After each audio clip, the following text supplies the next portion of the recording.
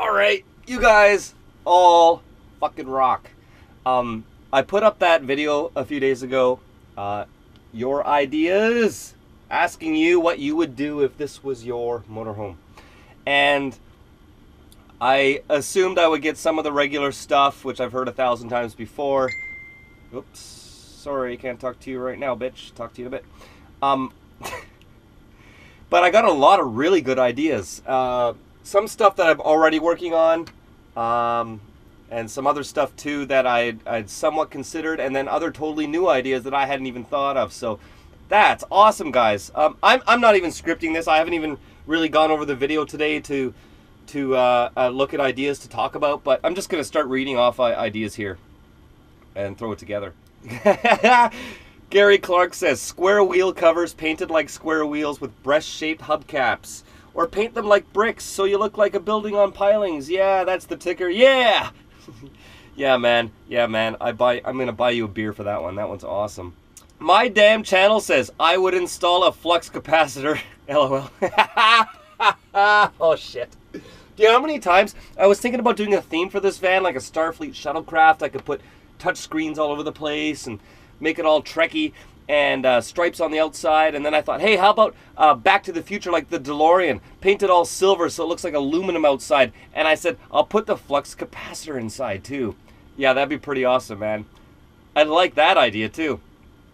Pluto Believer says, gee, hey, what about a nice sprout garden on the roof? And what about a rice cooker and veg steamer? Ha ha ha, gotcha. Yeah, you know me. I like the wind turbine idea. That's cool. Yeah, a lot of people were talking about that. Again, I should have been a little more specific. Well, I kind of did say in the video, it has to be something that it shouldn't require setting up. Like park, then set something up. I drive every day. Sometimes I drive 2-3 times a day. So I don't want to add anything to the vehicle that would involve having to park and then go outside and set it up. So the wind turbine idea would be just a toy. It would just be for fun, or when I'm down at the beach in the summer during the day, or I'm out in the mountains, or I'm out in the middle of nowhere, which isn't that often, but for those rare times that I might be. But it wouldn't be something I'd use all the time, that's for sure. Josh Holland, you said limo tint all the windows 5% like I did in my Class A. I can open up all the blinds and run through naked screaming, keep on rocking the free world and no one will see you, laughing my ass off. Yep. These windows are already tinted 5%, bud. So it's dark tint. I actually have my blinds closed most of the time. I'd prefer no windows at all. I've said that 100 times before. But definitely, if they weren't tinted, I would definitely do that. I would do that right away. B Fantastic says, get an alarm system with a special wailing sound like the police. Funny you mention that, because the ambulance, which I just sold, has an automatic theft deterrent system there, anti-theft system, where you flick the button when the engine's running, and you can actually take the key out of the ignition, walk away, and the engine keeps running, because when it was an ambulance, the paramedics, they would have to keep it running with all their equipment in the back and the lights going and everything, and they didn't want their batteries to die, so they had that system in there. But if you jump in the front seat and you put your foot on the brake and put it in gear and to drive, the engine shuts off automatically and the siren turns on. That's the best car alarm there is. I would have taken it with me, but I think the new owner kind of wants all those toys, so I let her have it all. One Awesome Inch says, well, I think your rig is pretty dang good as it is. I do agree with you on the window thing. See, everybody seems to agree. These things have too many windows. My E150 just has windows in the rear doors and nowhere else. That's perfect for me because it lets in natural light during the day and I just block them off at night for privacy. Though your views may be different, the one thing I would add to any live-in vehicle is insulation. I'm currently building my van. You can check it out on, of course, everyone knows the site, cheaprvliving.com. And I'm putting in 2-inch insulation everywhere. I know it's warm here in Vancouver, but most winters are colder than the one we're experiencing, and I expect next winter to be much colder. Well, dude, I've lived in Vancouver my whole life. This is a warm winter, but we do get these very warm winters every once in a while. And when we get a very cold winter, what that really means is we might hit freezing once in a while. It doesn't get that cold in relative, if you compare it to the rest of the country or to most of the eastern USA. Vancouver never gets that cold. It never gets cold enough in Vancouver to worry about things like your holding tanks freezing on you. Like, that's really rare if that happens. But anyways, I agree with you. Insulation is good because then you can cut down on how much propane you're using for heat, and it's also better in the summertime because it keeps the heat out as well. So I agree with you 100%. Insulate the best you can. Christy Capello says, I saw this awesome custom van on a vanning website. The interior has log siding. Yeah, actually, I've seen a lot of those with the real wood log construction. Actually, check out Chad Ledbetter's channel on YouTube. His Class A. He did the outside in all actual wood. It looks really, really nice. Linda Harrison says, I would take out the little seat behind your driver's seat and put in a small couch and use a fold-up table when needed. And William Martone says, yes, agrees with her. Have you guys not seen my videos? I've been saying that for months, that I'm going to take out that seat and put a little couch in there. In fact, that's what I've started the project doing this week. I've been saying that for a long time. And so that's the seat's coming out. We're putting in a 2-person bench seat there like a sofa.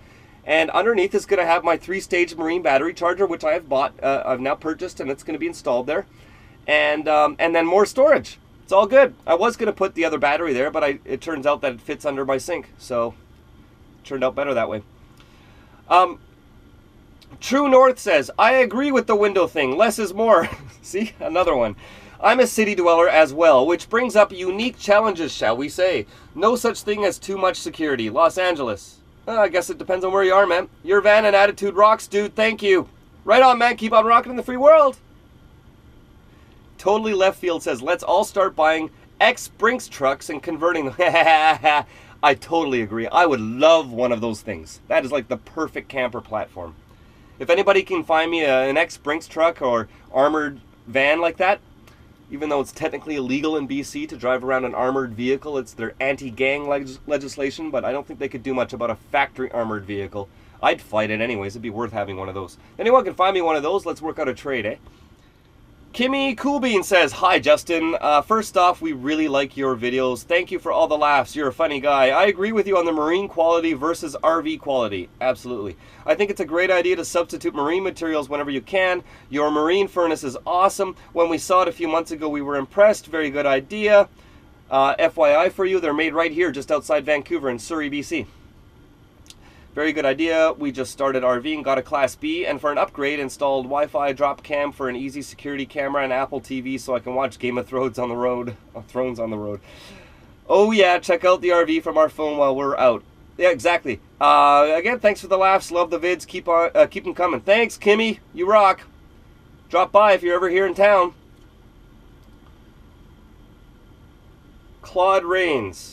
Something about upgrading the alternator to 300 amps. Well, I don't think I need one that big, trust me. I already generate more power than I need, so I don't need to do that. Upgrade the suspension with adjustable airbags. It already has airbags from the factory. That's how Explorer made these. Install metal pull-down lockable shades over the windows. Thought about that. Metal covers or even roll shutters for the outside, but I contacted 3 suppliers that install roll shutters. They will not touch these. They said they have no guarantee with the rattling and vibration of a vehicle that they'll hold up, so they refuse to put them on vehicles. They'll put them on any building, but they won't put them on vehicles. So I'd have to buy them all myself and maybe do it myself. I don't know. We'll see. We'll see. It's something I think about in the future, but it'd be a lot easier to put a plexiglass window over the glass on the outside, just like the European campers have. They have those plastic windows. They don't shatter if you throw rocks at them. I've also got the shatterproofing film, the 3M film, on these windows, so it'll take a while to get in if you tried to get in anyways. I would rather have, a few people have said, by the way, put something over the windows to cover the inside. There's a homemade Sprinter nearby here. A guy lives in a Sprinter he built into a Class B.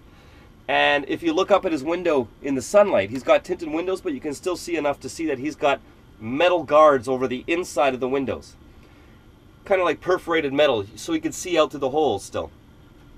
I would rather have something on the outside that's visible so that you don't even have to deal with anyone breaking your glass. Because someone can still smash that guy's window. Sure, they're not going to get in, but he's still out a few $100s for a window. I'd rather have a guard over the glass itself outside. So anyways, I'll look into something. Gary Green says, what's wrong with an electric blanket? Dude, anything that you have to plug in, if you don't have to plug in, why would I waste 12 volt or any power at all? Even if it's just 10 watts, why would I waste it when I have a hot water bottle? You heat it up on the stove, it costs nothing. Maybe a cent of propane, and it stays warm for hours under the blankets. Why use electricity? Hunt Guy says, add a Wi-Fi 12 volt remotely controlled view position tracking cameras. I already have a couple of cameras. I haven't gone into those in detail on my videos because I don't think it's a good idea for me to go on the internet and tell everyone about that. Know what I mean? Hey, so what do you think of van life? Van life's f***ing awesome.